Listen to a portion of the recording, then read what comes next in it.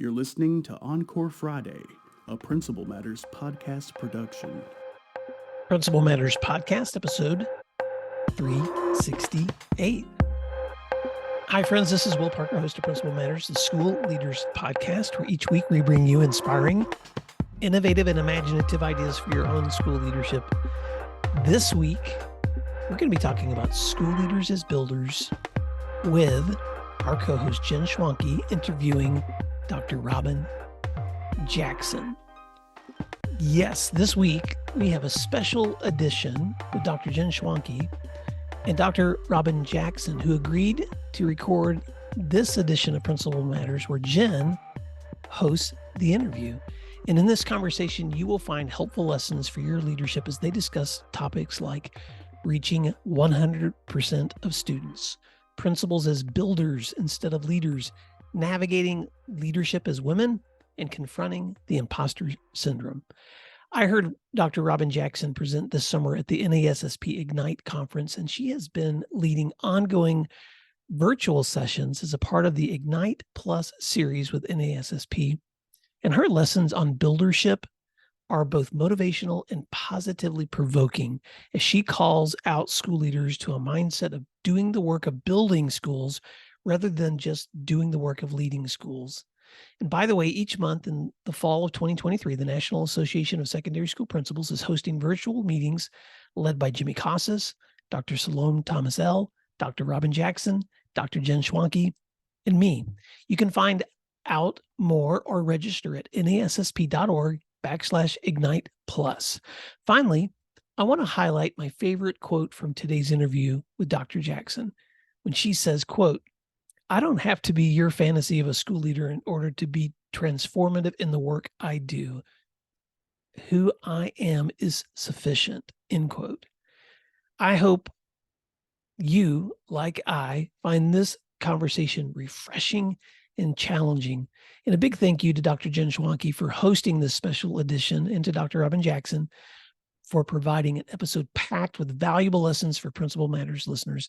As always, thank you for learning together. And thanks for doing what matters. First of all, Robyn, thank you so much for taking this meeting and for being willing to record with us at Principal Matters. Welcome, Robyn. Thank you for having me. I've been looking forward to this conversation. It's so great. I want all of our listeners to know who you are and know what you do. You do such powerful work. And hey, Robyn, you probably don't even remember the first time I met you. It was years ago. I had just published my first book, and ASCD invited several new authors to Washington, D.C., and they had you come and provide, I think, motivation, inspiration, guidance to the group. Do you remember that experience? I absolutely remember that. I was about to interrupt you and say, of course I remember the first time I met you.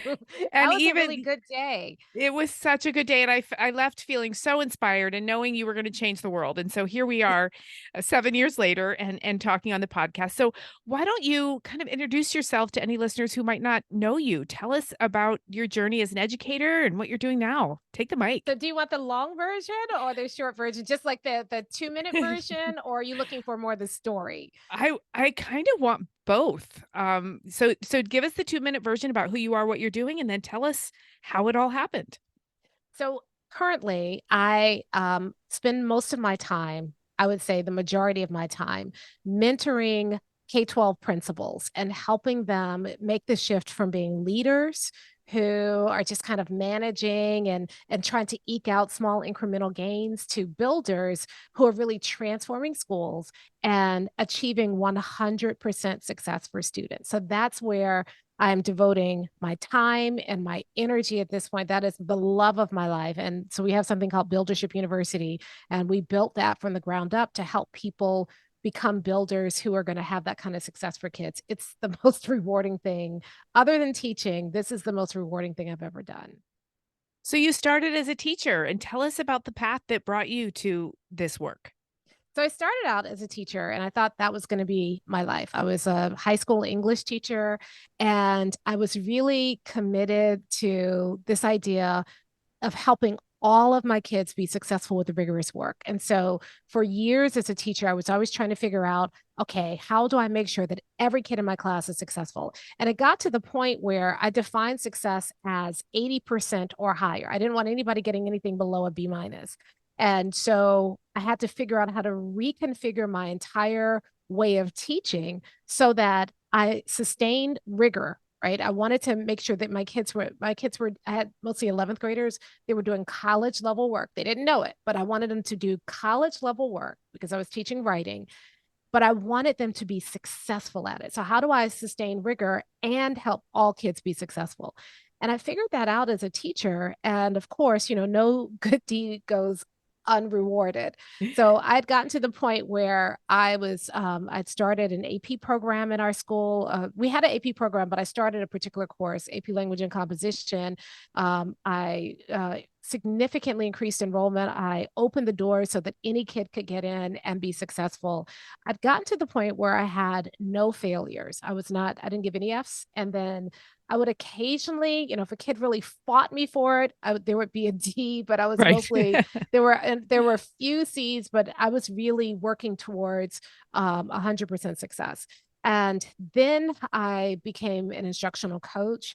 And then I was kind of nudged into administration. And so I was kind of what they called a student support specialist, which was a kind of like a dean of students. And then I became an assistant principal. And the program, you had to go through 2 years of training as an AP before you'd even be eligible to be invited to be a principal intern and then a principal. Well, so and I was in. yeah, go please. Well, I just want to pause a minute because for our listeners who've not had the privilege of meeting you in person like I have, you also have a very gentle and persuasive way about you. So I imagine you with students as a teacher of writing. See, I'm an English teacher too. Nobody knows that time that you have to put in to having expectations in which students are excellent writers. They believe they can do it. They grow as thinkers. And so that translates, I'm quite sure, into the instructional coaching world and then the leadership world. It was a hard transition, right? Because I had to learn, and this actually served me well later on. But when I first started coaching, you do what all coaches do. Well, this is what worked for me. Right. And and I remember coaching someone who was teaching AP statistics. And she said, that works for your class. I can't figure out how to make it work for AP statistics. And so Right. what I decided to do is I said, I have to figure out a way to take what I'm doing and understand the principles behind what I'm doing so that I can't just say, well, I do it this way. I would start teaching, these are the principles and showing other people. So then I started working with an AP World Studies teacher, an AP Biology teacher to help them open the gates, to help them make AP accessible to every single child in our building, no matter what. That was my goal. And when I started doing that, that laid the groundwork for what eventually became my first book, which is Never Work Harder Than Your Students and Other Principles of Great Teaching. And it was only because of that experience of trying to take what I was doing, understand it enough at its most fundamental elemental level so that I could show other people how to do it as a coach and then as an administrator, that I was able to kind of distill it down to these are the principles so that it could work for everybody and everybody could have that same level of success without having to become a carbon copy of what I was doing. Because who am I? I didn't want people to teach like I taught. I was teaching based on my personality. But how could Right. you still have that kind of success no matter what your personality? And that was something I was really committed to doing because I wanted people to still be able to be who they were, but still be able to have predictable, consistent success no matter who you are. Right. Right. And I remember hearing about your book, Never Work Harder Than Your Students. And I think the earth shifted on its axis because seriously, Robyn, because so many teachers were and still are working so hard. Their hearts are stretched so thin, working hard. And then they get so frustrated and disillusioned when they're working harder than their students. So I think that really spoke to so many teachers. And then you come out, with another punch, never underestimate your teachers. And then you started shifting into this incredible concept of buildership and mind step. So tell us about that. So it started happening slowly, like I had been trying to do all these things. At first I was working, when I finally left, I actually quit my job in the middle of the year because I was getting promoted. And the day they came to me with the offer of promotion, something flew out of my mouth and I resigned on the spot. And Okay, it was, wait. So they come to promote you and you resign. Okay. yeah, Okay. it's a weird story, but it's true. It just didn't feel right. I had a book inside of me. I didn't know it. I didn't know what the book was. I didn't have any plan. I didn't even intend to resign. But when they came to me and they were like, next year, we want to put you in a principalship, and it was a year early. I thought I had another year to make up my mind. And they came to me a year early and they said, we want to do this for you. And I said, I want to quit and write a book. And so they, I was shocked when I said it. They were shocked to hear it. But once I said it, I realized it was my truth. And so I finished out the school year, and people would come to me and say, hey, well, what are you going to do? And I said, well, I'm going to write a book. I didn't have a publisher. I didn't have a plan. I didn't have anything. And so I started Mind Steps because I was doing some consulting and showing other people these principles and how to do the work. And so eventually that became the book. But when I started working with teachers, I would do all of this training for teachers, and they would say, oh my goodness, this is the way I want to teach. But the administrator was rarely in a training. And the administrator would then come into the classroom with the traditional things that they were taught to do to move teachers. And they didn't understand what teachers were doing. And so I said, well, I've got to start helping administrators understand how to do this work. And so I shifted to work with both teachers and administrators. And then I realized if the administrator is not on board, then it really sets the teachers up. So then I started moving more and more towards working with administrators, because it really starts with the administrator. If the administrator does not have a vision in the building for 100% success, then teachers really struggle. You have to really be, willing to fight for your kids otherwise. So it has to start with the administrator. And so that's the work that I'm doing now. And then I started realizing that leadership strategies weren't going to do it. The way we are taught to lead is antithetical to 100% success. And so I started looking for something else. I couldn't find it. And so that's why we created that buildership model. Well, and you say often, stop leading and start building. And I love that concept because so many principals are out there thinking they're leading, but it's really managing, right? Or it's really checking off the checklist that you have for the day. And I have always felt such empathy for teachers that are trying a new thing or that are really, teaching outside of the box. And then here comes an administrator who thinks, well, that's not how I would have done it. And right. And then it breaks down that passion and that energy that a teacher has. So tell us more about, like, when you go into a room and you say, stop leading, start building. What are the expressions? What do people say? And how do you work through their preconceived notion that they should lead? So the first step to becoming a builder as opposed to being a leader is that a builder has a vision for success for every single child. I know we say that. All kids this, all kids that. Right. We don't really believe it. And I can tell we don't believe it because our behavior doesn't support that.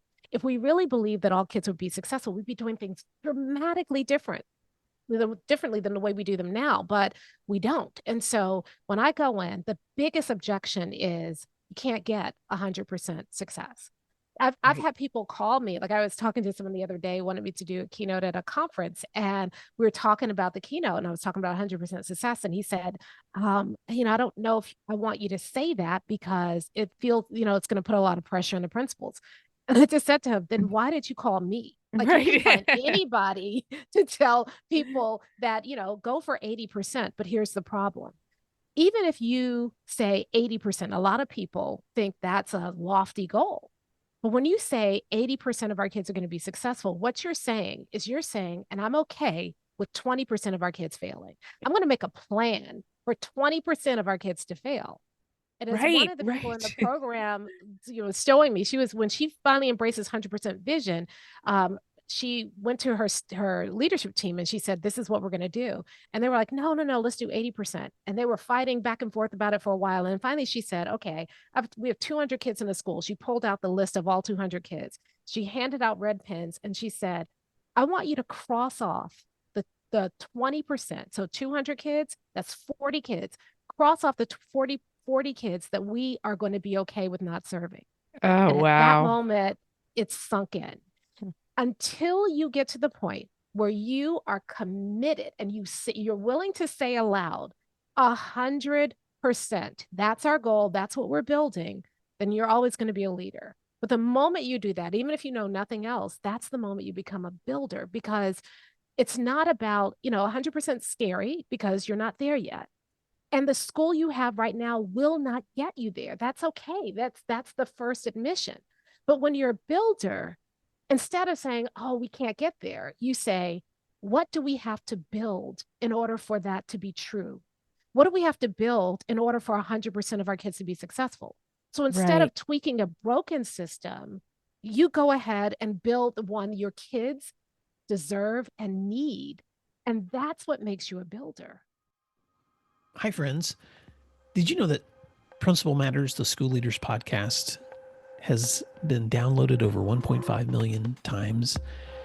We are so proud to share conversations, interviews, and resources to support leaders like you who are serving school communities worldwide. And I'd like to invite you to explore our books, our professional development offerings, our Grow Academies, our masterminds, executive coaching, and keynote presentations, because we're here to help you and your teams build schools that you're proud to call home. So here's my question. How are you planning to keep growing in the semester ahead? We're booking events right now for the next 2 years, and we would love to serve you in person or virtually. So visit williamdparker.com and click services, or email me at will@williamdparker.com to connect. I would love to hear from you. Thank you, and I hope you enjoy the rest of today's show. Well, and I have two immediate responses to that. First is when you described crossing off kids, this is the one will fail. This is the one. Like, I think my heart hurt there for a minute, because, every child is somebody's world. Every child deserves the path to future. Every child deserves someone believing in them. And a red pen crossing out a name. Seriously, I think I had some shivers there. You say on your website many times, people set goals. In 3 years, we'll increase our reading proficiency from 35% to 40. And you flip that. You say, oh, okay, so you're going to only fail 60% instead of 65. So, that's a really subtle but profound mindset shift. And once you have that, it's kind of like once you see it, you can't unsee it. Right. And once you have that mindset, then you start to realize that most of the stuff that we are taught to do on a day-to-day basis was never designed to get us to 100%. Right. It was designed to help us maintain the status quo. I see people fighting tooth and nail, working extra hours to try to eke out a 5% increase in proficiency in a year. And then they get rewarded for that. We're told that's great. You grew by 5%. Right. If you're going to work that hard for only 5%, what are you doing? Right. You could work just as hard. And this is what I see over and over and over again with the principals I mentor. They work just as hard and sometimes less, and they're showing huge gains. I mean, we had someone go from, she was working in a really difficult situation. She had 5 or 6% of her kids were proficient in math. And she worked in 1 year and went from 5 or 6% to 26% proficiency. She doubled her reading proficiency. I think they were 24% proficient in reading. She went to 63% proficiency in reading. And that happens over and over and over again. So imagine working really hard, and at the end of the day, you're at the same space or you're 5% growth, or working as hard, maybe in a little less, because you have 100% vision and you're focused on 100% strategies, and seeing that kind of growth in 1 year. That's right. That's so fresh. I see leaders all the time who are told and rewarded for maintaining the status quo. But when you realize that even leadership, the concept of leadership, is an artifact of the institution, invented by the institution to maintain the institution, that's when you realize that all of the strategies and the things you're being told to do are not designed to get you to 100%. They're designed to maintain or to Right. slightly increase, which is basically staying the same, what you're Right. already doing. So why So, are we doing it? so you touched on something I want to dissect a little bit more. You talked about work, working hard. So many administrators, and I know you and I follow some social media groups, so many administrators are working so hard. They're working Mm. so many hours. They're exhausted, they're burned out, and they're not seeing the results that will lift them up and keep them going. So let's talk about work for a while. You mentioned maybe a little less. How can principals empower teachers in the classroom without killing themselves, without working 16-hour days? What does that look like?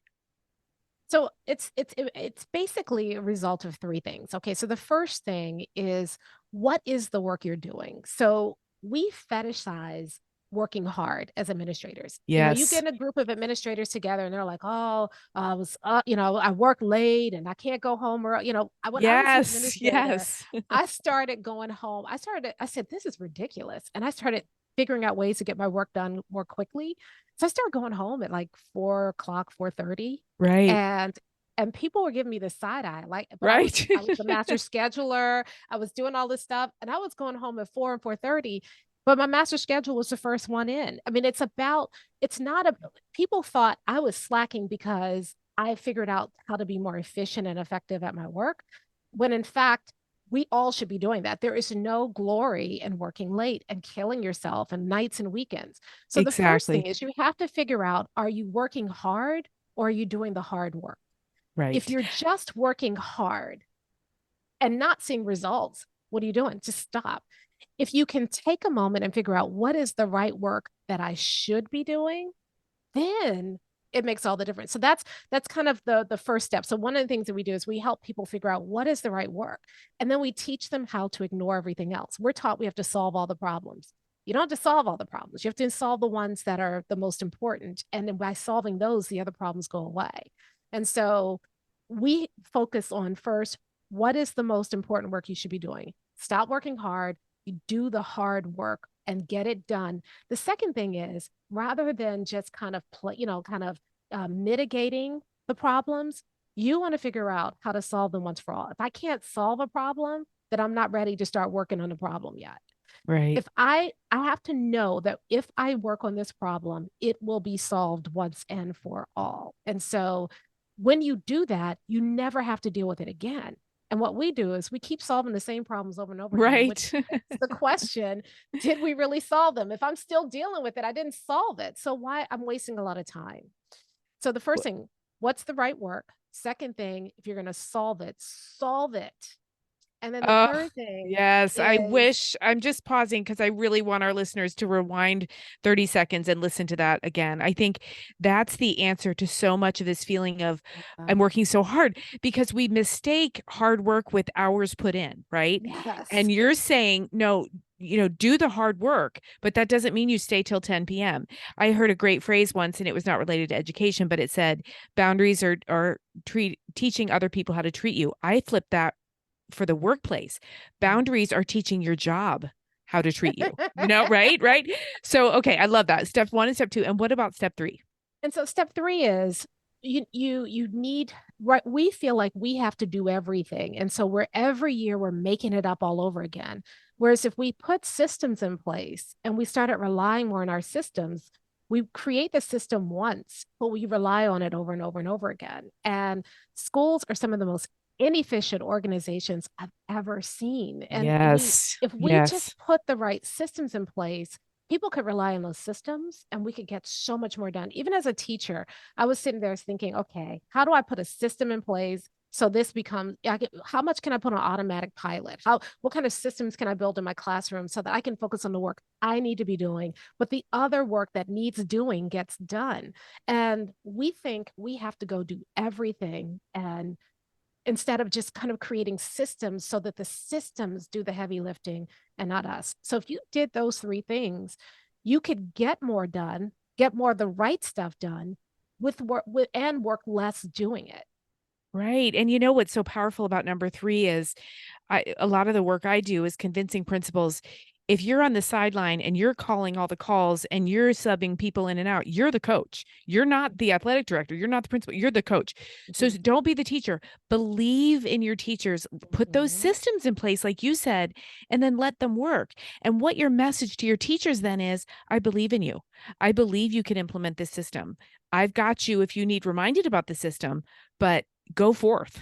Yeah. I mean, you know what? One of the things that's so exhausting about leadership is that we try to teacher-proof teaching. Right. I've never heard it put that way. Oh my gosh. So why are we hiring teachers, right? If instead, what if we were doing things to set teachers up for success? So one of the things that separates builders from leaders is that leaders don't trust their teachers. Yes. Builders really believe, and I say this over and over again, and people, I say any teacher can become a master teacher with the right kind of support and practice. And everybody fights me on that. I get more pushback on that than anything else. But here's the thing. If I set up my building so that every teacher grows one level in one critical domain in 1 year or less, then in 3 years, I have teachers who are either master teachers or approaching mastery in a way that I can trust my teachers.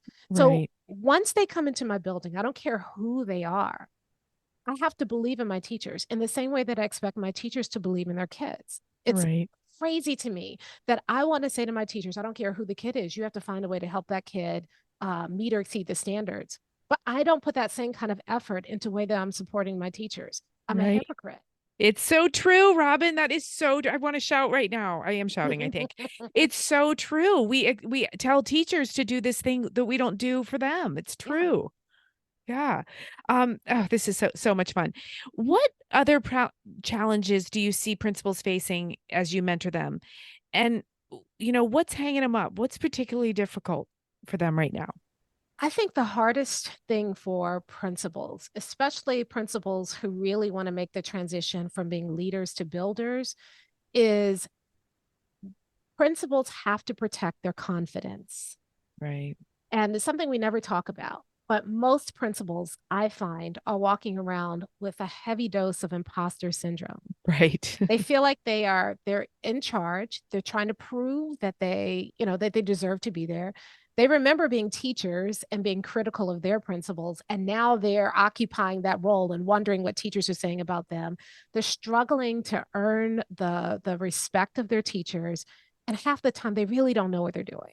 They're making it up, right? And they rely. I think one of the reasons why we rely so much on all these leadership principles and read these books and everything is because they give us a veneer of certainty. Right? If I can read a book about crucial conversations or courageous conversations and go into that conversation with a script, then I can feel like I know what I'm doing, even though that conversation is so fraught. And so now I can feel like I'm in control.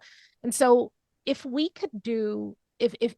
principals could have something that they really could rely on, and it's not something outside of them, it's something that they can grab and make a part of them, so that then when they go into the schools every single day, they feel like they can anchor in something, then that changes everything, which is why I love the power of having that conviction and vision around 100%, because you can anchor in that.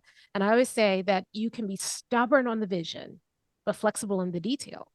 Right. And that gives you the freedom to bring other people into your vision. That gives you the freedom to make mistakes. That gives you the freedom to figure it out, but you can anchor in that. And that vision gives you confidence without having to feel like you know everything. Well, and I'm glad you just circled right back around to that confidence. To protect our confidence is huge, because I agree. Many of us walk around thinking, I hope they don't find out I don't know what I'm doing. Right. and like you said, we all have that memory of being in the classroom, being so critical of our leader. And then somebody gives us the key and we're like, oh, uh-oh, now they're talking about us. Let's talk for a moment, because I love to do this. I think it's helpful for all school leaders to think about this.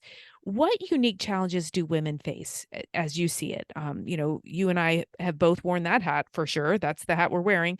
What is unique for our sisters out there?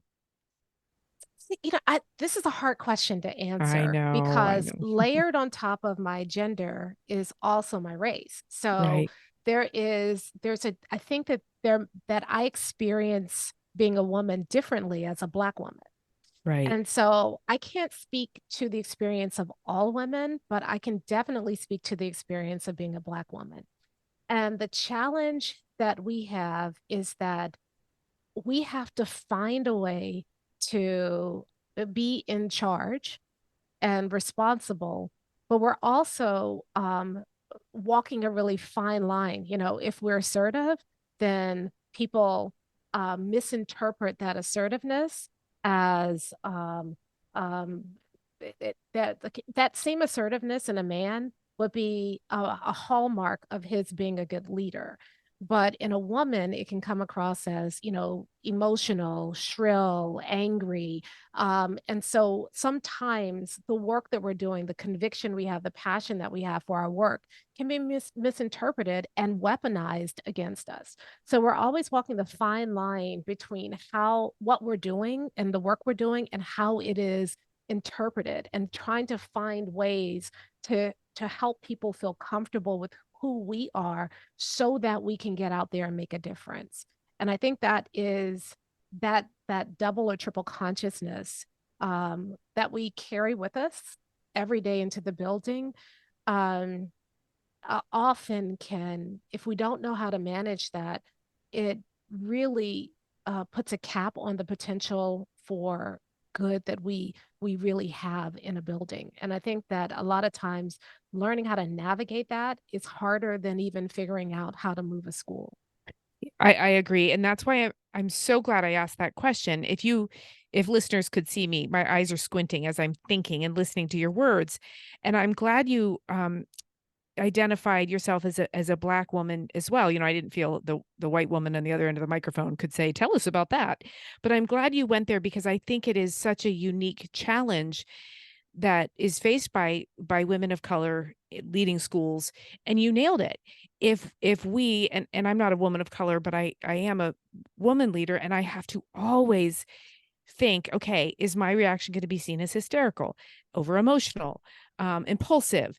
But yet if I don't, be assertive, then I'm weak, um not able to do hard things. And I always feel like this is figurative, but women leaders need to know when to whisper and when to scream. And I don't mean that literally. We should never scream, but when it's time to go soft and when it's time to go a little bit harder, a little bit louder. Yeah, I think that part of the reason, just I'm just thinking about this now as we're talking, but maybe part of the reason why I was so adamant about trying to find a framework that could work with who you are Hmm. is because I got really tired of of feeling, not even trying, but feeling the pressure to fit the mold of who other people wanted me to be. Yes. And so the buildership framework is intentionally designed to help you be who you are. So a lot of times when we have office hours inside of Buildership University every single week where I'm coaching principals and they come and, bring all their challenges. Hmm. And people will say to me, I need to be more organized. And I always say, no, you don't. I mean, if you're not organized, then you don't need to be more organized. You can be successful without being organized. You have to recognize I'm not organized and work with that, but Right. still the framework will still work for you.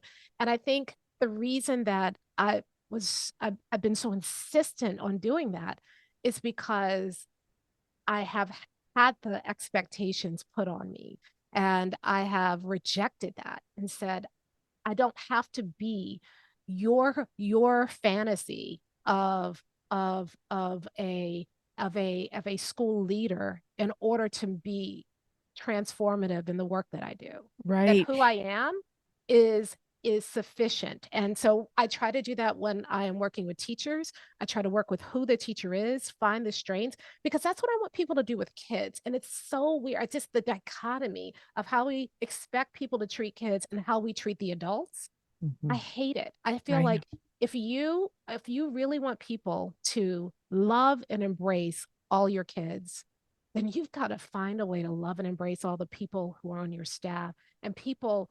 It's funny. I just got somebody who unsubscribed from my email list this morning because I wrote something that said that my job is not to get rid of teachers, and he adamantly believes his job is to get rid of teachers.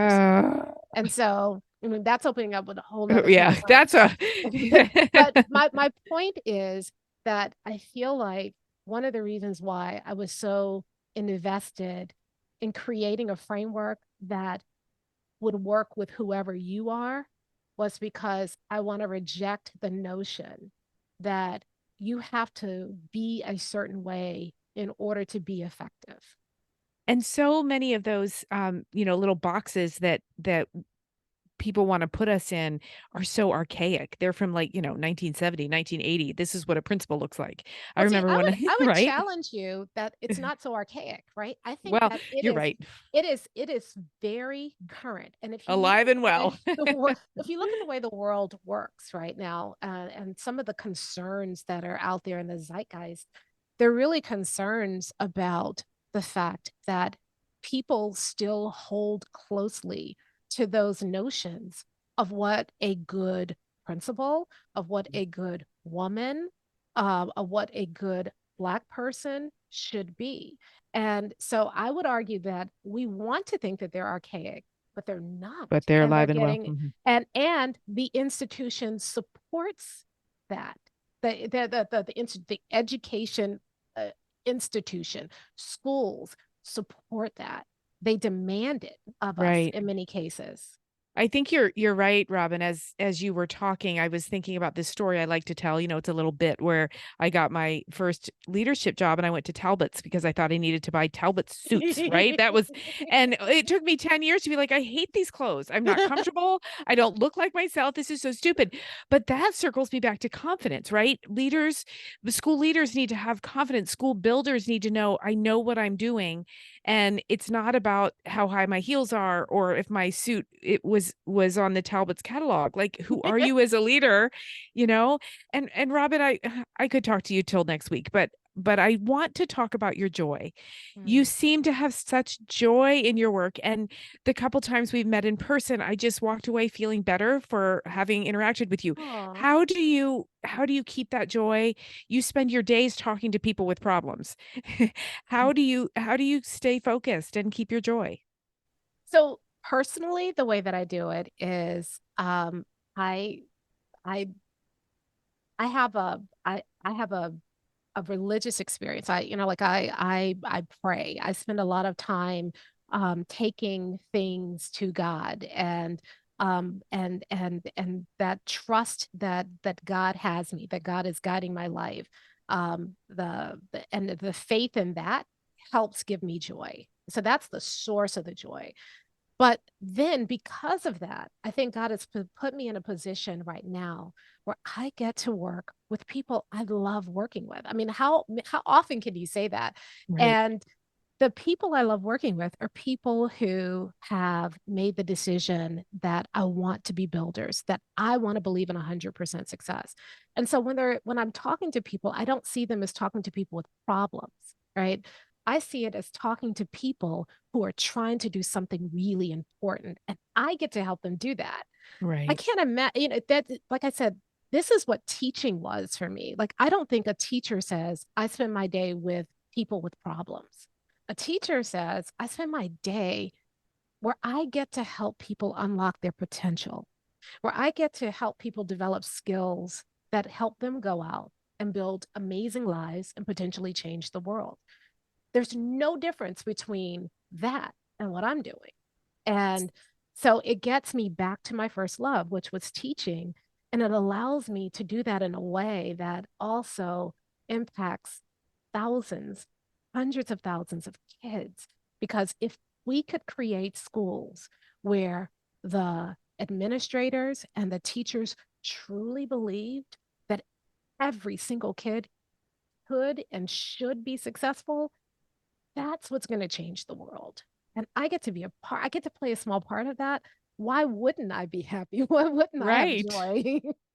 Well, and Robyn, what I hear you doing is you flip you flip what's the word I'm looking for? In your mind, you flip an equation. So in other words, well, we're going to improve proficiency to 40% means you're still failing 60.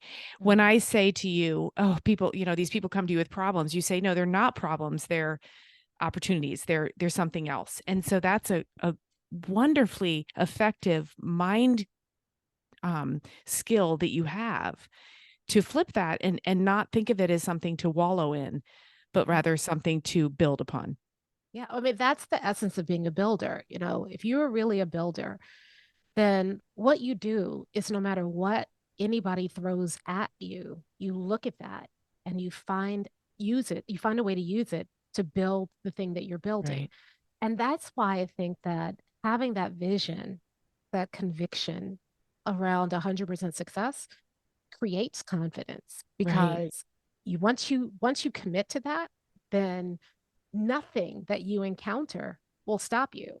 Right. Nothing. So when the district gives you a crazy mandate that has nothing to do with what you're trying to do, instead of lamenting that, you say, okay, let's look at the mandate. How can we use this to build what we're trying to do anyway? Right. When you have a parent who comes in and they're causing you problems, instead of like, oh, I can't stand this parent, you say, all right, let's kind of figure out where can we find the common ground, and then let's help this parent use their energy for good instead of evil. When you have a teacher who's trying to cause chaos in your building, you can use as an opportunity to bring your staff closer together and bring that teacher into the fold.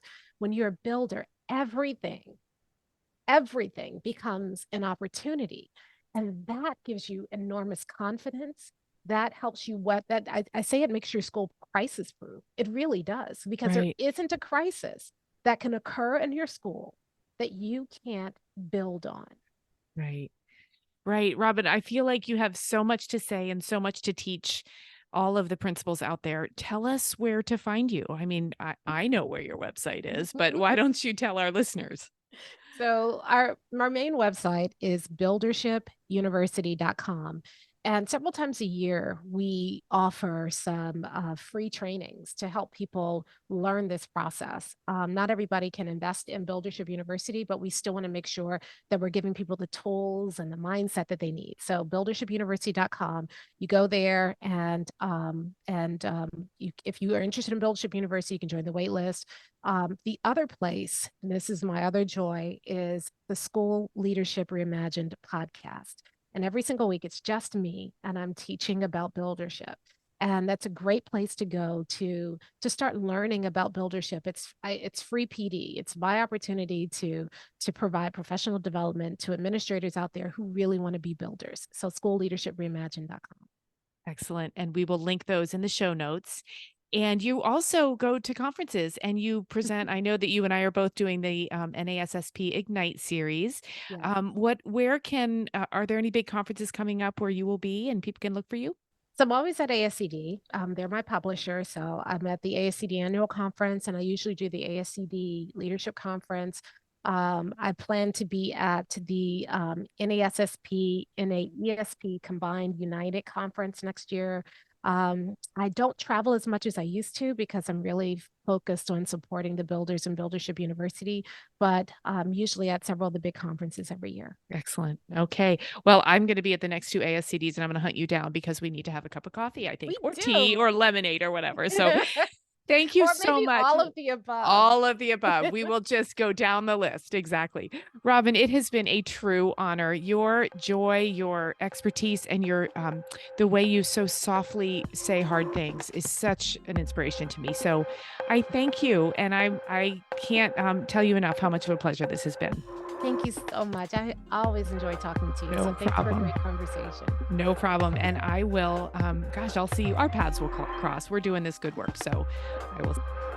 Thank you for listening to today's episode of Principal Matters, the School Leaders Podcast.